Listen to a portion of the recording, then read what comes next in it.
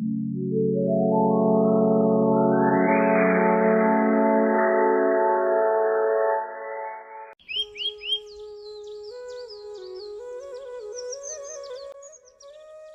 গো গিন্নি, কোথায় গেলে? তোমার কি কি প্রয়োজন আমাকে একটু লিখে দাও তো।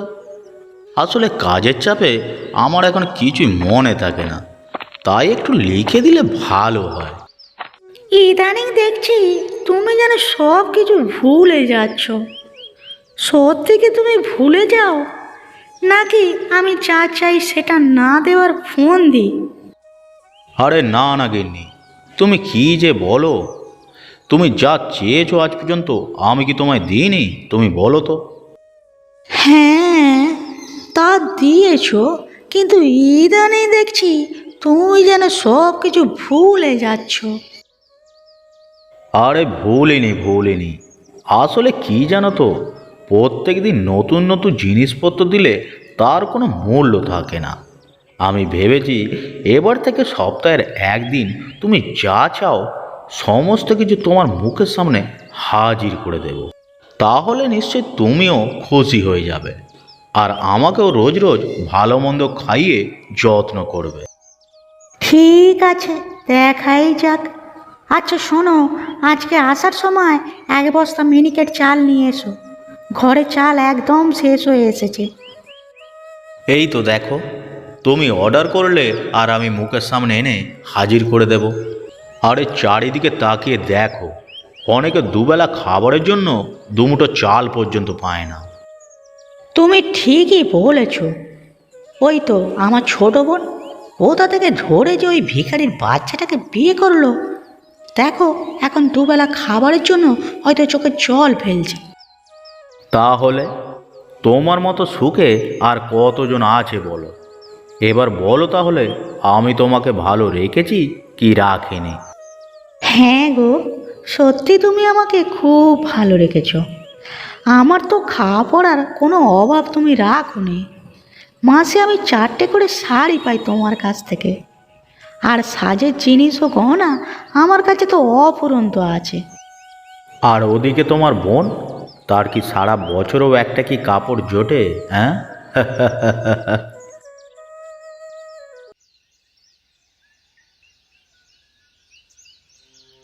তুমি যে কি দেখে আমায় বিয়ে করলে আমি আজ পর্যন্ত ভেবে পাচ্ছি না।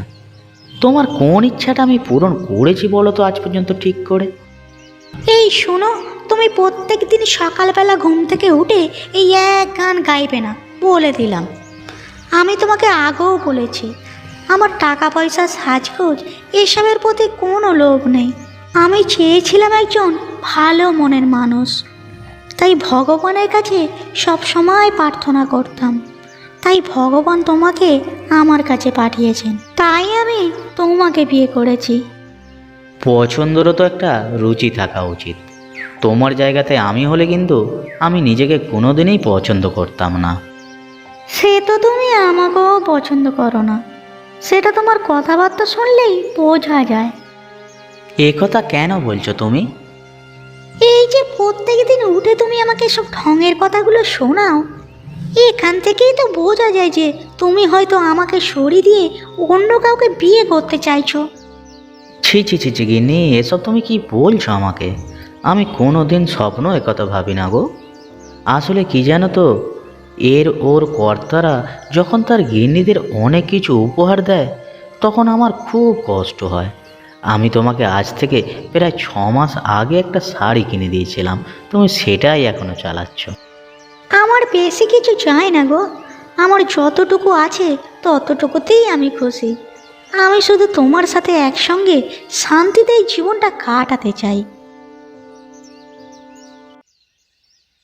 কই রে মা, বলে কেউ কি বাড়িতে আছিস?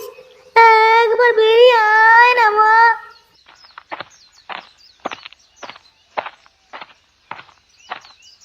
কি ব্যাপার, কি চাই এখানে?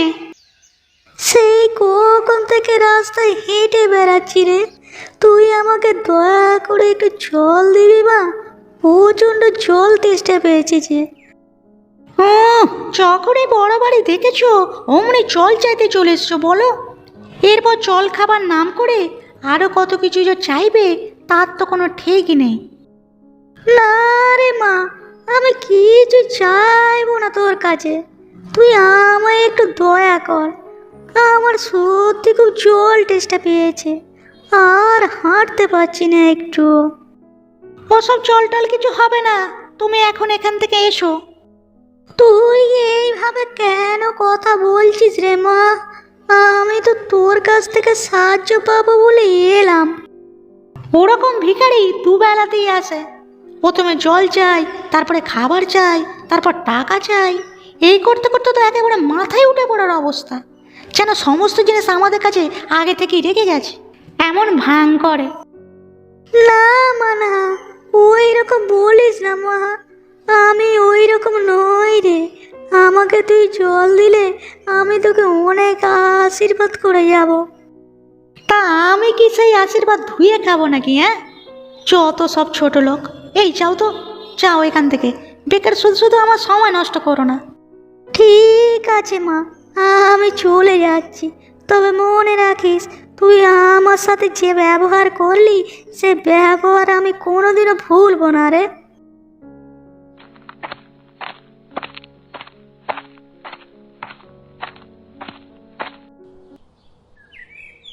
নে নে খা, তোরা না খেলে কি করে হবে? তোদের জন্য যে সকাল থেকে কত খাবার রেখে দিয়েছি, তোরা না খেলে তো হবে না।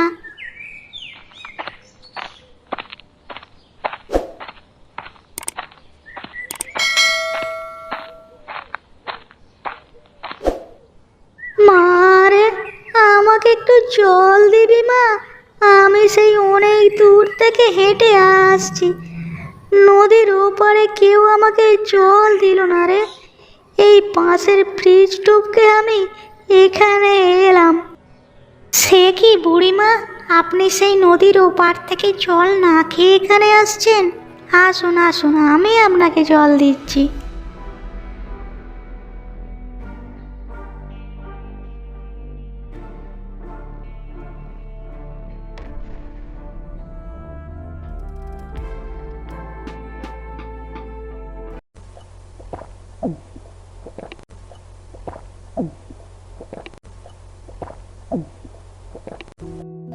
অনেক শান্তি পেলাম রে মা, সত্যি এত শান্তি আমি আগে কোনোদিনও পাইনি।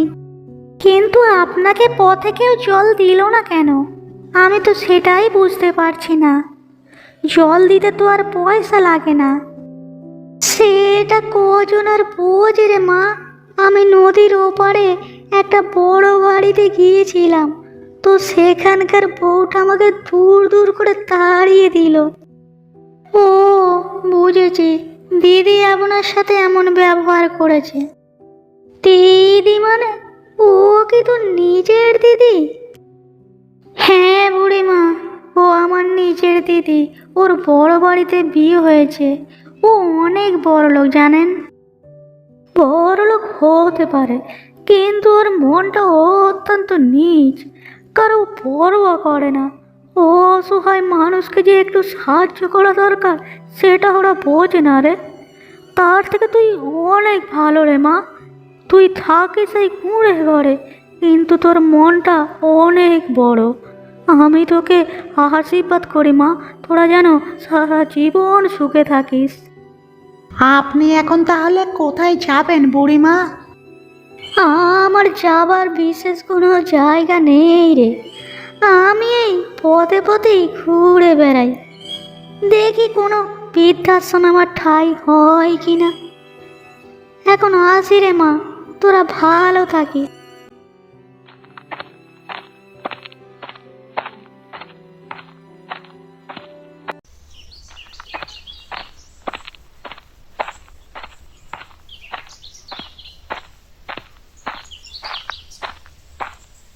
এ কই রে মাসিমা, দেখে যে আমি এসেছি।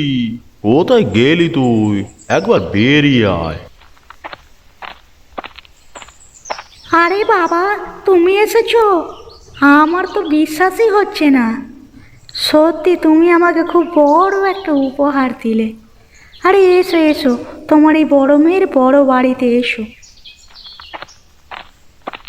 আহা, তোদের বাড়িতে এসে যে কি আরাম তুই কল্পনা করতে পারবি না। আমার বারবার মন চায় তোর বাড়িতে চলে আসি। আমি তো কতবার বলেছি একা একা না থেকে তুমি আমার বাড়িতে সারা জীবনের জন্য চলে এসো। দেখো তো এত বড় বাড়িতে আমরা তো একাই থাকি দুজনে, তা তোমার এলে কোনো অসুবিধা হবে না তো?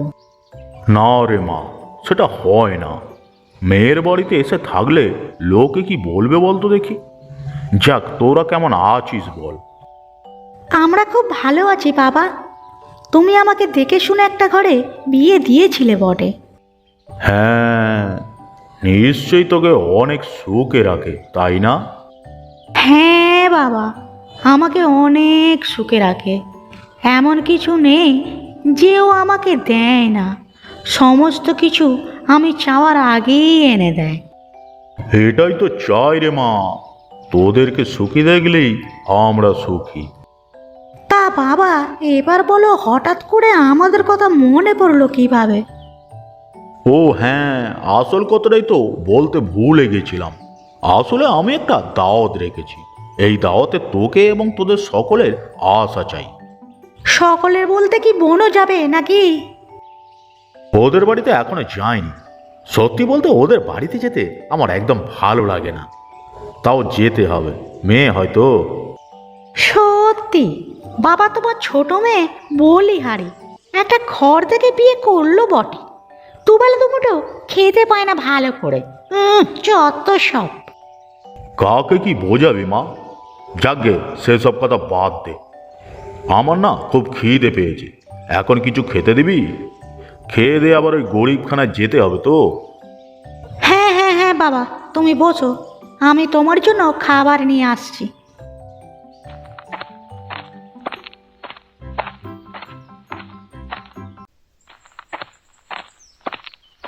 আরে বাবা, তুমি, আমার কি সৌভাগ্য যে তুমি আমার বাড়িতে এসেছো।